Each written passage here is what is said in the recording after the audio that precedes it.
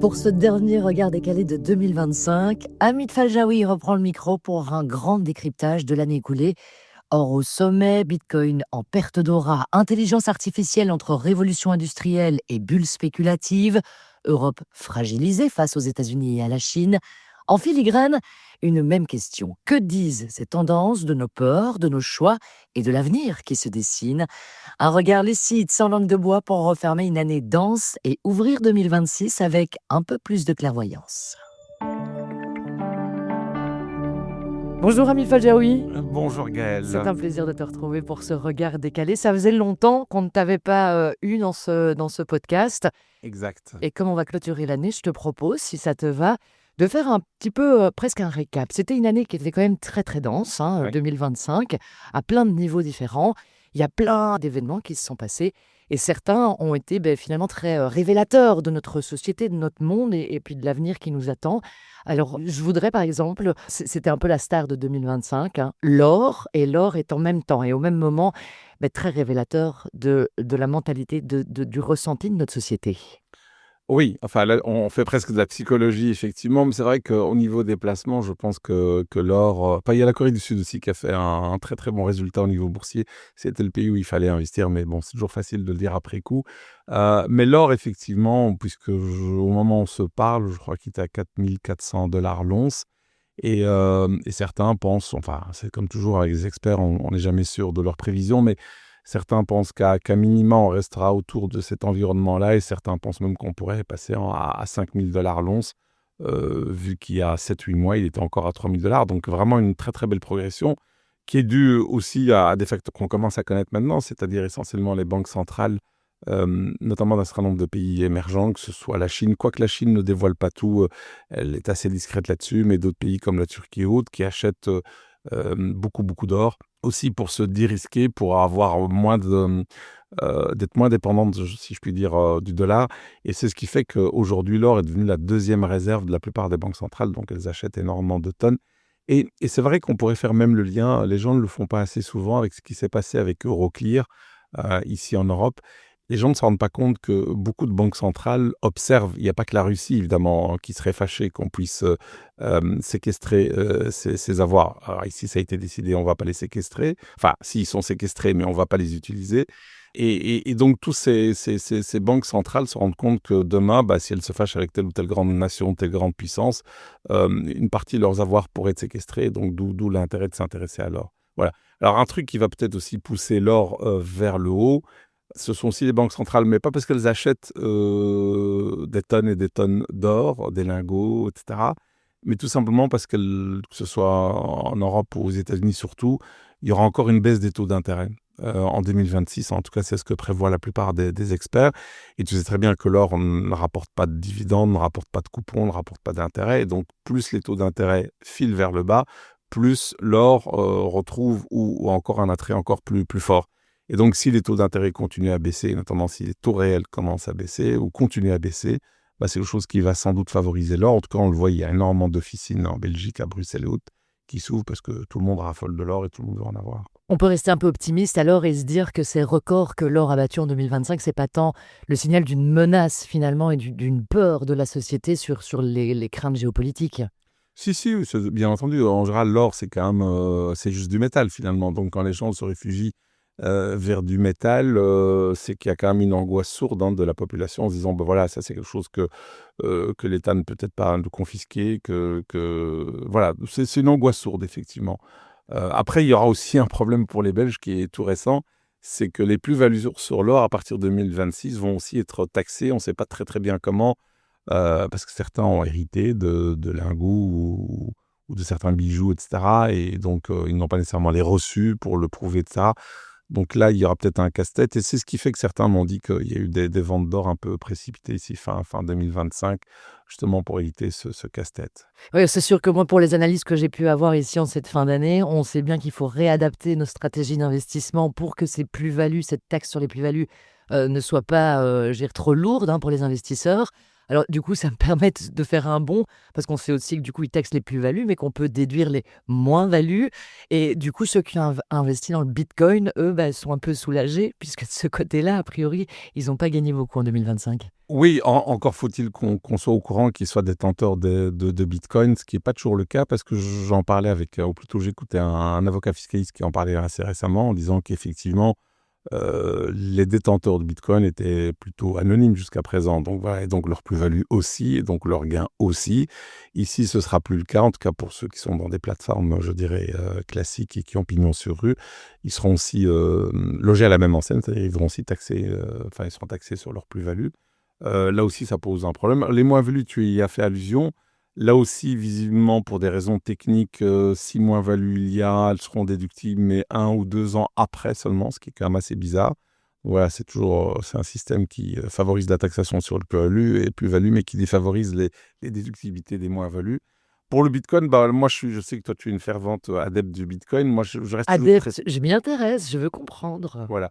Alors moi, j'ai toujours pas réussi à comprendre, pourtant je m'y intéresse. J'ai raté plusieurs fois le train à la hausse, quelquefois aussi, heureusement d'ailleurs, le train à la baisse.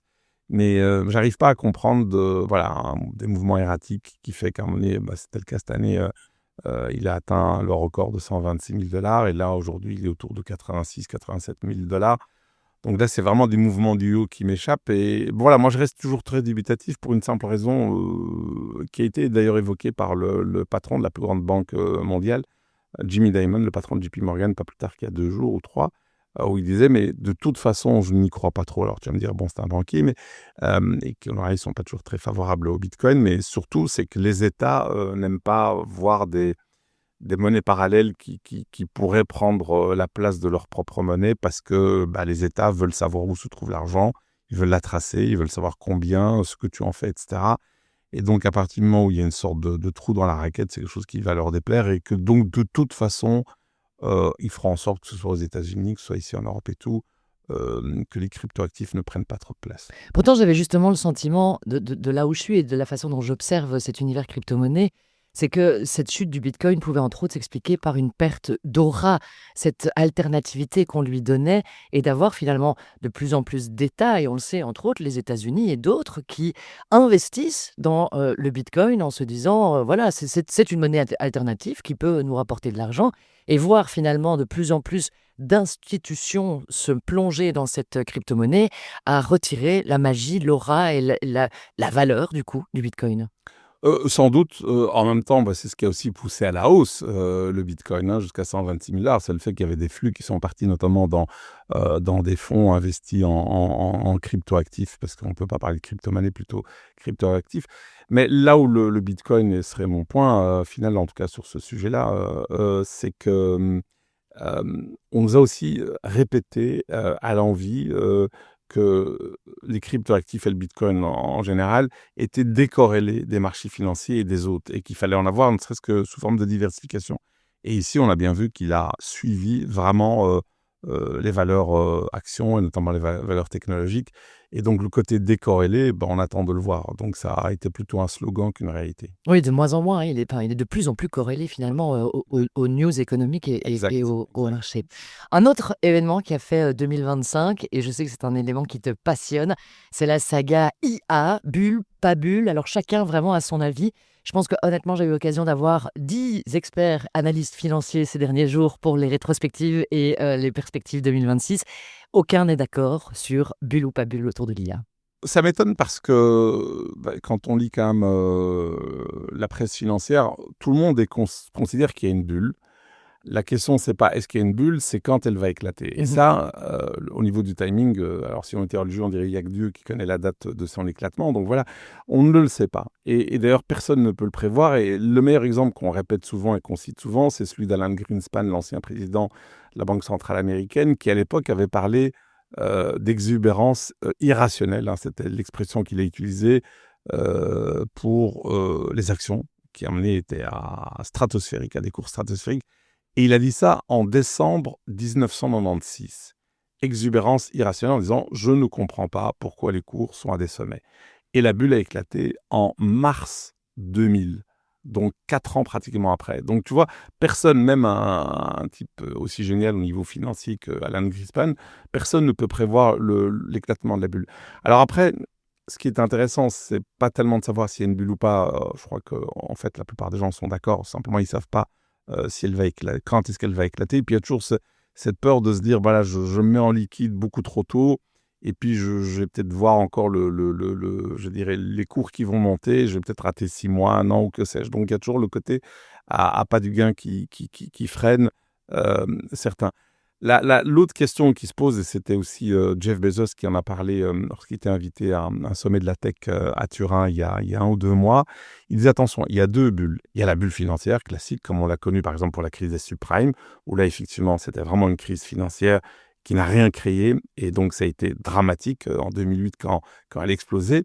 Et puis tu as la bulle industrielle. C'est la différence qu'il faisait par rapport à une bulle financière. Et c'était notamment la bulle des dot-com. Effectivement, y compris sa boîte à Jeff Bezos, Amazon, avait énormément souffert, les cours ont été massacrés, mais Amazon est toujours là. Et donc, ce qui veut dire par là, c'est qu'effectivement, ici, les cours sont boursouflés et il y a des gens qui vont se ramasser une gamelle. Mais en attendant, ces serveurs, ces centres de données qu'on construit, l'IA de demain voit déjà le jour. Et donc, effectivement, il y aura un tri, il y aura un tamis qui va se faire, mais l'infrastructure sera là. Ça ne veut pas dire qu'il n'y a pas des cours qui vont... Et sans doute que le marché fera la différence entre des entreprises qui ont les fameux 2 lettres IA, mais qui gagnent de l'argent, qui ont des profits, qui ont une vraie croissance solide, et puis d'autres où c'est juste du vent. Et donc là, il y aura peut-être un tri, enfin certainement un tri qui va se faire, alors quand on n'en sait rien. Alors certains analystes soulignent quand même l'espèce de danger de circularité qu'on peut retrouver dans ce secteur IA où finalement l'argent tourne entre ces différentes boîtes. Et donc, oui, si à un moment donné ça doit lâcher, ça va lâcher fort. Oui, parce que là, les cours ont été augmentés, je dirais, de manière artificielle. On l'a vu avec OpenAI, Oracle, où effectivement, Oracle avait pris, je crois, X commandes chez OpenAI, puis on se rend compte qu'OpenAI n'a pas le premier argent pour payer cette commande, et puis on regarde tout d'un coup à la loupe Oracle, et puis on voit qu'Oracle est très endetté. Et suite à ça, autant Oracle, en une journée, avait fait plus de 30%, et souviens-toi, à un moment donné, pendant une journée, Ouais. Larry Ellison était l'homme le plus riche du monde. Bah, il est très riche, hein, on ne s'inquiète pas, il est dans le top 10, mais il était numéro 1. Il est passé devant Elon Musk. Et là, hop, ça a baissé. Et donc, effectivement, il y a un côté incestueux. Certains font même une allusion à l'Airnaute, au speed, etc. Donc, il y a ça. Il y a le fait que cette IA aussi, certains voient la croissance parce qu'elle est notamment sous forme de dette. Et puis, il y a aussi, cette bulle s'exprime aussi par l'engouement qu'on a déjà pour les introductions en bourse d'OpenAI, qui gagne toujours pas d'argent et qui est déjà valorisé ou pourrait être valorisé à 1000 milliards. Donc, tu vois, elle a déjà été valorisée à 500 milliards de dollars. C'est énorme. C'est la plus grande valorisation d'une société non cotée en bourse. Et là, leur IPO, pour reprendre le jargon de la finance, c'est-à-dire leur introduction en bourse, on parle de 1000 milliards. Et tu as déjà un concurrent, Anthropic, qui lui aussi a flairé, je dirais, le bon filon et annonce qu'en 2026, il voudrait aussi s'introduire en bourse. Donc, ce sont tous des éléments qui montrent qu'il y a une bulle. Alors, est-ce que tout le monde va rester sur le carreau? Non, le marché fera son tri. Il y aura des perdants et des gagnants, mais l'IA est là. Elle est là pour s'installer. Ça n'a rien à voir avec une bulle financière de type crise des subprimes. Alors il y a encore un sujet que je voudrais quand même évoquer pour bien terminer cette année de 2025. Tu parlais là de relations incestueuses. Moi, je voudrais surfer un peu sur ce que je pourrais appeler une relation un peu toxique, un Ah oui. tricouple entre l'Europe, la Chine, les États-Unis. Et ce sentiment quand même, pour moi, en fin d'année, j'ai l'impression que 2025 a été l'année de la déperdition pour l'Europe. Elle a perdu de sa superbe, de sa puissance et de sa crédibilité en fait auprès du reste du monde. Oui, tout à fait. On est regardé comme un continent en perdition, une sorte de musée pour les classes moyennes chinoises, comme me le disait déjà il y a 20 ans. Il l'écrivait d'ailleurs Alain Minc, et on a l'impression qu'on vit ça. On le vit très très clairement.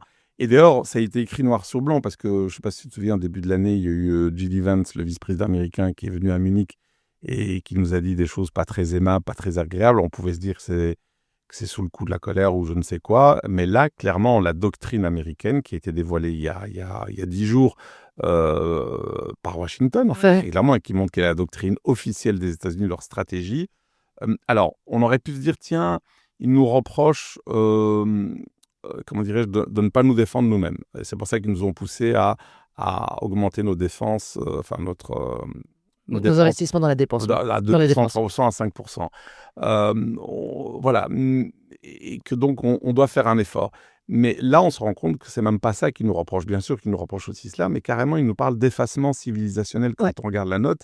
Et on nous reproche, en fait, d'avoir un taux de natalité trop faible, de faire la place trop importante aux migrants, de ne plus partager les valeurs, je dirais, du monde occidental auparavant, d'être en fait trop woke, d'être trop faible. Et donc, on est plus dans un discours quasiment sociologique, sociétal, qu'économique. Et ils vont même plus loin, les États-Unis, en tout cas ceux qui ont écrit ce document, en disant que on peut pas laisser tomber l'Europe, on doit l'aider. Et comment est-ce qu'on va l'aider? En soutenant ce que eux appellent, les Américains, les partis patriotiques, et que nous on appelle partis d'extrême droite, hein, voilà, parce qu'eux sont les vrais Européens, tandis que les autres auraient laissé tomber les valeurs européennes. Et d'ailleurs, Jimmy Dimon, dont j'ai parlé il y a quelques instants, qui est le patron aussi de JP Morgan, a dit à peu près la même chose. Il dit, voilà, aujourd'hui, le problème pour le camp occidental, c'est pas tellement la Chine, c'est pas la Russie, c'est notre allié l'Europe, qui est très faible, qui s'est laissé envahir par cette mentalité woke, qui s'est laissé envahir par le fait de surréglementer tout. Voilà. Et on doit l'aider. On doit l'aider parce que c'est dans notre intérêt. Donc ça, c'est déjà une version un peu plus aimable que la version... Oui, après, je sais que je peux ramener beaucoup à la psychologie, mais l'air de rien, si on prenait un couple, hein, un monsieur et une madame, si monsieur se mettait à parler comme ça à madame, on dirait quand même de monsieur que il est méprisant, qu'il est presque toxique. Est-ce qu'on peut vraiment s'adresser comme ça à un partenaire commercial de longues années en disant on va vous aider, vous êtes mauvais, vous... Alors, je dis pas qu'ils ont tort dans tout ce qu'ils dénoncent, hein. Ceci étant, est-ce que c'est pas un peu exagéré au niveau du trait et est-ce que c'est pas surtout dangereux? C'est ça qui me fait peur, moi. Alors, c'est dangereux parce qu'on ressent ce mépris américain vis-à-vis de la vieille Europe. Mais pour reprendre ta métaphore du couple, oui, sauf que c'est eux qui ont le chéquier. Et quand tu regardes ce qui se passe actuellement, allez, on a l'impression, pour tailler à la serpe, que nos muscles sont en Chine. En fait, tout ce qui est tangible, on le fait venir de Chine, les panneaux solaires, les batteries, les voitures électriques, etc. Et ils font aujourd'hui des voitures hybrides électriques de meilleure qualité que ce qu'on en a. Et on est aujourd'hui au stade où on implore pour qu'ils fassent des joint ventures avec nous, pour qu'ils partagent leur know-how, alors qu'il y a 20-30 ans, c'était exactement l'inverse. Ça, c'est pour les muscles, je dirais, pour l'importation d'actifs tangibles.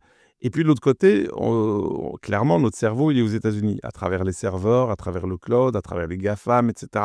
Même notre manière de penser, elle est dictée par ce que l'on regarde sur Insta, sur TikTok, sur YouTube, etc. Et donc ça, c'est vraiment formaté à l'américaine. Et nous, là-dedans, on a beau avoir de très belles universités, très beaux ingénieurs, très bons ingénieurs, on a raté le coche. Quand tu vois même que notre champion IA, qui est français, donc Mistral, je crois qu'ils avaient levé quoi de mémoire 13 milliards, et quand tu vois qu'OpenAI lève 500 milliards, ou il valorise ça, on ne joue pas dans la même division. Donc officiellement, effectivement, on a quelques champions, mais c'est vraiment, à part ASML, on n'a pas grand-chose. Et donc voilà, il y a cet aspect... il y a cet aspect. Et puis on a l'impression aussi qu'on est les seuls à jouer la règle du libre-échange. Les Américains ne le font pas, ils protègent leur territoire, on le voit, et de manière unilatérale, puisqu'on a dû accepter les 15% de droits de douane. Et du côté de la Chine, on a été, je dirais, on a baissé la garde. On n'arrive pas à pénétrer leur marché parce qu'ils sont ultra protectionnistes. Par contre, nous, on a fait énormément d'erreurs. On le voit avec l'industrie automobile, où là, maintenant, on rectifie le tir, mais c'est trop tard. Et puis, on érige des droits de douane, notamment pour les voitures électriques. Mais voilà, alors, je ne dis pas qu'on l'oublie, mais on se rend compte péniblement après que on n'a pas de droit de douane contre les voitures hybrides. Et les voitures hybrides chinoises sont en train d'envahir le marché belge et européen. Et on le voit aujourd'hui, la plus grande vente de voitures hybrides en Europe, c'est BYD, avant Volvo. Donc là, ça pose quand même un problème. Alors ne terminons pas là-dessus quand même, cette année 2025. Qu'est-ce qu'on peut souhaiter pour 2026? Eh bien, je terminerai par quelque chose qui n'est pas du tout économique, mais qui est important. Pour moi, c'est ce que me disait un ami médecin parisien, d'ailleurs, à l'époque. Il me disait, Ami, le bonheur, c'est le silence des organes. Et donc, je souhaiterais aux personnes qui nous écoutent une année très silencieuse, en tout cas sur ce plan-là. Eh ben, merci beaucoup. En tout cas, Amit, c'était un plaisir de te retrouver. Merci Gaël.